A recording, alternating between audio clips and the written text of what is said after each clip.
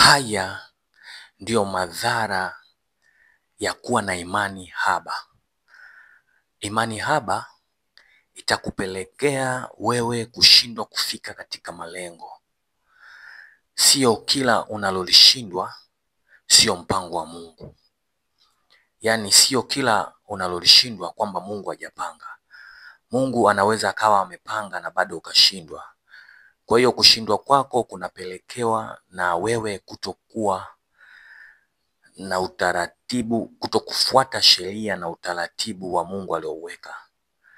Tunaona katika kitabu cha Mathayo sura ya 14 mstari wa 28 mpaka wa 29. Tunaona pale mstari wa 28 unaanza unasema, Petro akamwona Yesu yuko juu ya maji, akamwomba naye afike pale kwenye maji alipokuwa Yesu. Yesu alimkubalia. Mstari wa 29, Yesu alimkubalia. Petro akaanza kutembea juu ya maji. Baada ya hatua kadhaa baada ya Petro kusikia upepo unavuma, pepo mkali pamoja na mawimbi ya maji, Petro alianza kuzama. Baada ya kuanza kuzama alipiga yowe. Yesu akamuinua, akamshika mkono na kumvuta na kumtoa kwenye maji. Ukisoma Mathayo sura ya 14 mstari wa 28 mpaka 29, nafikiri mpaka 30, tunaona ya kwamba Petro alimuomba Yesu ili naye aende kwenye maji pale Yesu alipokuwa amesimama juu ya maji.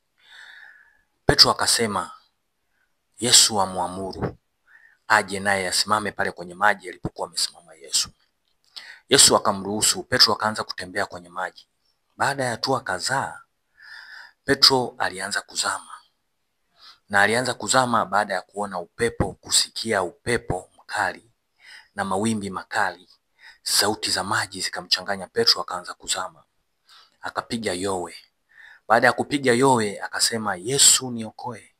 Tukichukua mfano wa Petro tukaja kwenye uhalisia wa maisha ya kawaida, mtu kweli anapiga goti, anamuomba Mungu afungue kampuni, anamuomba Mungu aanzishe biashara, anamuomba Mungu afanye huduma.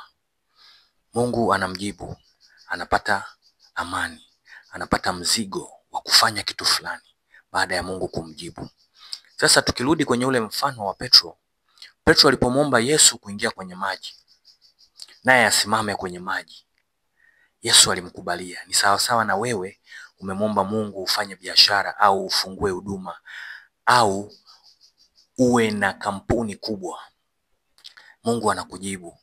Baada ya Mungu kukujibu unaanza kufanya. Ndivyo tunavyoona Petro alianza kutembea kwenye maji. Alikuwa na imani ya kutosha. Baada ya kutembea kwenye maji, Petro aliposikia upepo akaanza kuzama. Kwa tunarudi katika uhalisia, utakuta mtu amefungua kampuni baada ya kuona changamoto zinakuja, kwamba labda amepata hasara, mwaka huu amepata hasara, au labda hajapata mauzo mazuri, anaanza kurudi chini, anaanza kukata tamaa. Ndivyo tunavyoona mfano wa Petro, kwamba alivyoona upepo mkali akaanza kuzama, baadaye akapiga yowe. Kwa baadaye tunaanza tena kupiga yowe kumuomba tena Mungu atusaidie. Umenielewa? Kwa hiyo tukiwa na imani haba, tunafanya kitu kwa imani haba, hatuwezi kufika. Tutazama kama ilivyokuwa Petro alivyozama kwenye maji. Kwa hiyo tunatakiwa tuwe na imani thabiti ili tuweze kuvuka katika majaribu yanayokuja, aidha kwenye biashara, aidha kwenye huduma na kwenye jambo lolote lile ambalo tunalifanya. Tukiwa na imani thabiti, tuna uwezo wa kufanikiwa. Asante kwa kunisikiliza.